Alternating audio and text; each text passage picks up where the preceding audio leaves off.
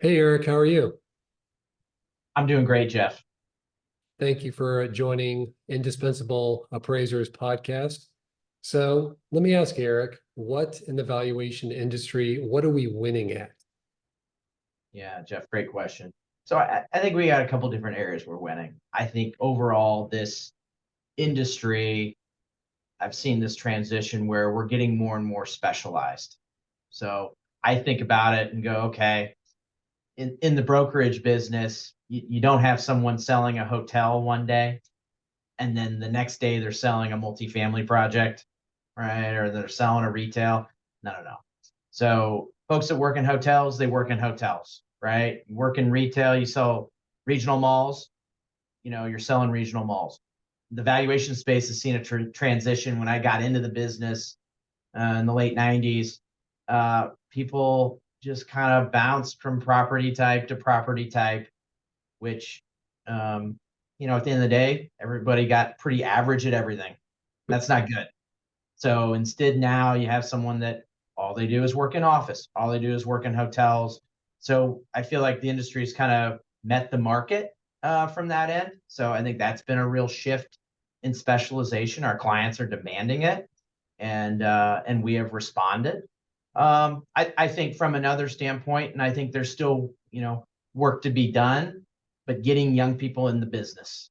So I don't think there's a better opportunity for someone right out of college, where the beauty of the valuation space is, yes, you become over time an expert in valuation, but you learn a little bit about real estate law, banking, title, insurance, all kinds of brokerage, certainly property management, all kinds of different disciplines in the industry that I think provides a really valuable background and ideally makes it fun.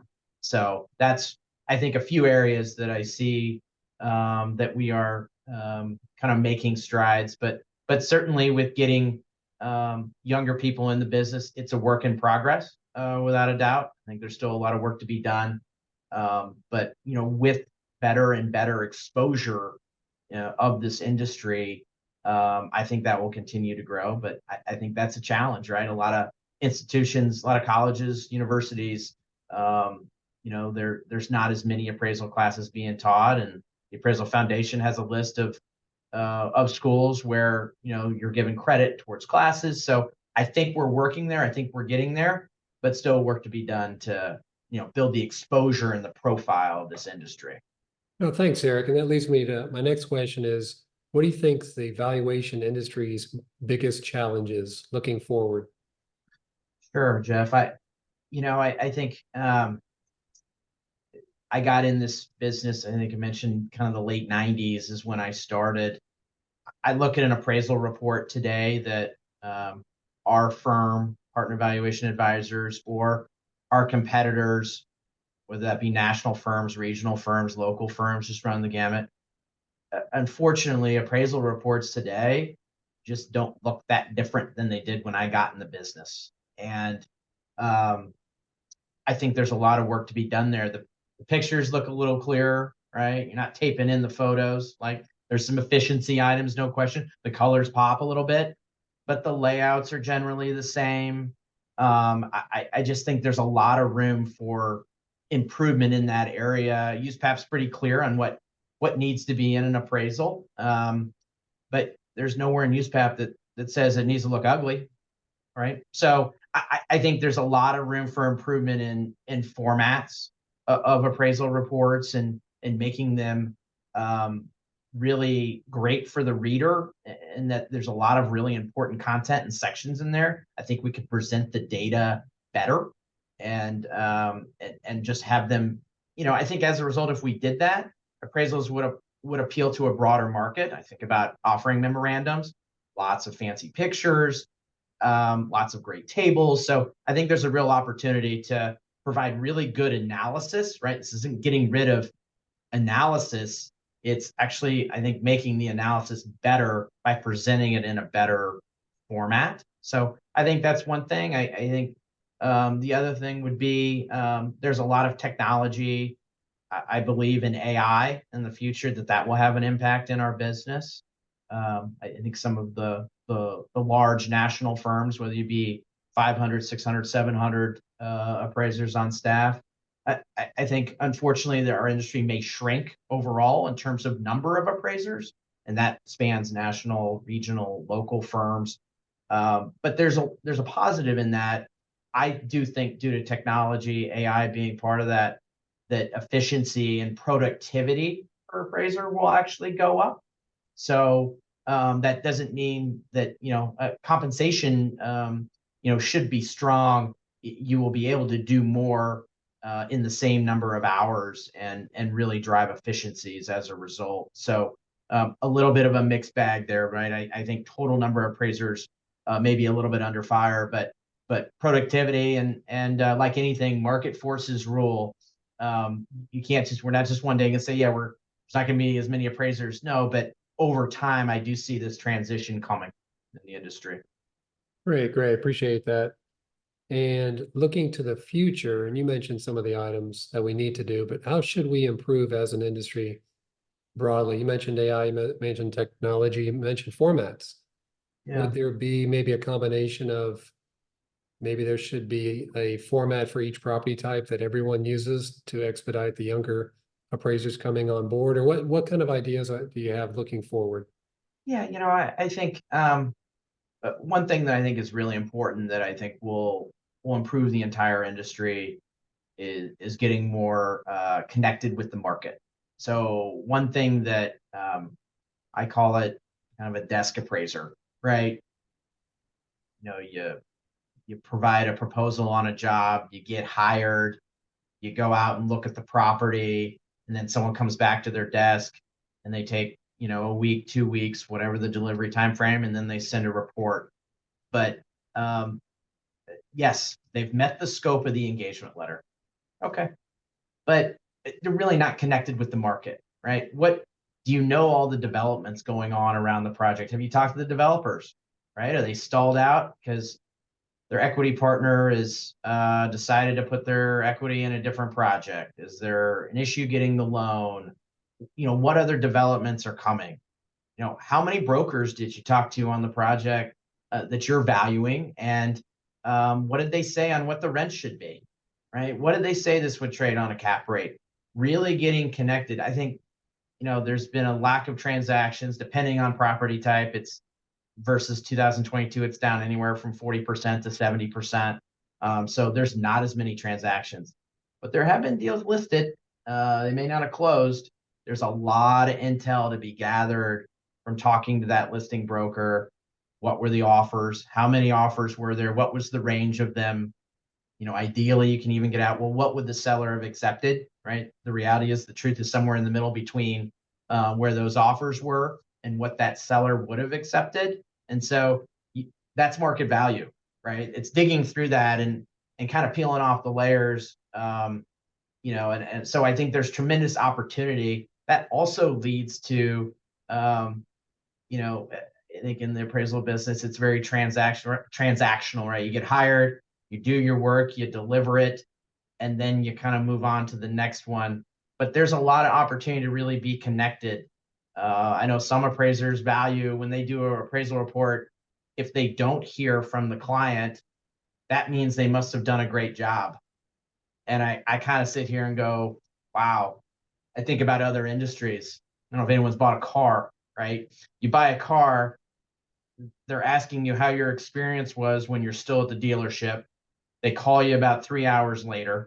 They come find you a week later and make sure everything's great, still smells new, make sure you're, driving extra fast in the neighborhood, whatever you're doing, right? They're checking in. And what I just said in the appraisal business, often you perform, you deliver this. And if you don't hear from the client, it's assumed you did a great job. I think that's completely backwards, right? That's really not good client service.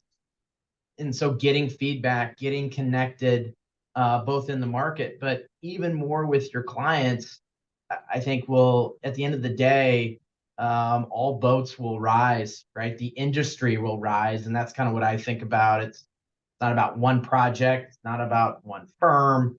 it's about taking, everybody and elevating the whole industry. And that's where I think there's tremendous opportunity to really change, in many ways, the perception of the industry to others who use our services and really need our services and value them.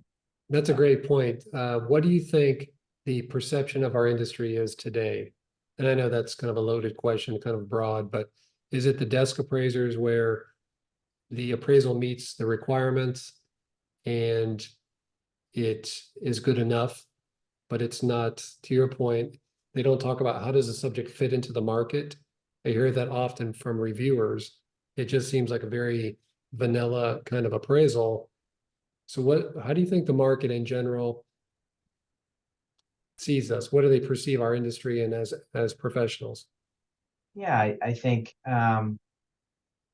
there's work to be done on our perception. I think that many view, I think almost every appraiser I imagine has heard it, that appraisers look at the market from a rear view mirror perspective, and that when values are going down, we lag the market. When values are going up, we lag the market.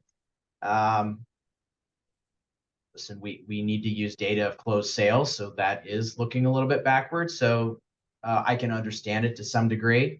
But in many cases, and especially in what I would say evolving markets like what we're in now, when the 10-year treasury is moving all over it, right? I think it's about 4.2 today.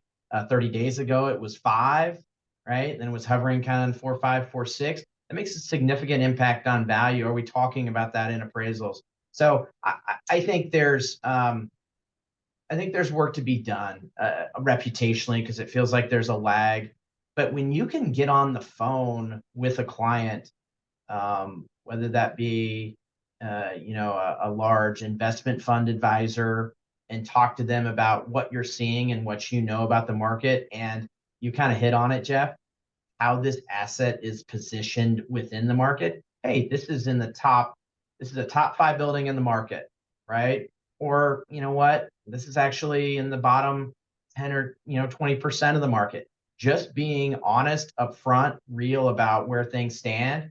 When you can get on the phone and have a conversation with somebody, or face to face, you're viewed completely differently. And I think, unfortunately, email and that kind of communication doesn't often reflect the knowledge that the appraisal community has, because I think there's so many bright, talented professionals that know so much about whether that be an specific office market, or what I call alternative property types, data centers, hotels, manufactured housing, seniors housing, that are really, really well connected, that you actually have developers of projects calling an appraiser and evaluating sites with them and talking through it and looking for advice. So I think there's a lot of opportunity. I think we need to kind of change the perception, and I think it starts small but builds. But I think a lot of it is when an appraiser gets engaged, is that a requirement of that client to order an appraisal, or are they doing it by choice? And when you start, and banks, they need to order an appraisal, it's good. But many banks really want your opinion. Like, they make decisions based on it, and it's not a check the box. So, and then when you're working for kind of on the advisory side, they're looking to make decisions based on what you're doing. And I think the more and more we can get to clients that really want our opinion and value it versus are required to get it, it's a real game changer. So I think it's a real differentiator. And the more we do that, but it does start with market connectivity. Are you really tied in? Are you wired in? I'll tell a quick story. I remember a project, a developer came to us and said, I want to build a new high-rise tower, and came up with some of the typical things, in talking to a developer. You want it to be near maybe public transportation. Developer says yes. You want it to be near employment centers, right? Easy to get to work, or near the main office district. Answer was yes. want it to be near entertainment uses, whether that be movie theater, bars, restaurants, sporting venues, art museums. If you have a lakefront, near lakefront, you know what, all that. Yep, 100%. But need you to think outside the box. Okay, well, what other ones? And he looked at us, he said, I want you to find the site where the most tweets are sent from. Really? The most tweets. Okay, interesting. Not exactly sure how we're going to do that, but and I said, why? And he said, because that's where the young people are. And who rents apartments? It's people that are 25 to 38, really 23 to 38. That's the prime renter pool. It's not everybody that rents apartments, but that's the prime renter pool. And we figured out where that site is. But I think that's one example of thinking outside the box. I wish I would have come up with it myself. Got to give this developer credit. But that is the kind of thinking that I think will evolve, and we're going to have to come up with solutions and ideas to think differently about data, about markets. And as an industry, if we do that, game changer. You've changed your whole, perception of you, and that permeates through the whole business. So Awesome. Thank you. Thank you, Eric, for joining me on the pod today. I appreciate your time, and as always, good chatting with you. absolutely, Jeff. Thanks for having me. Appreciate it.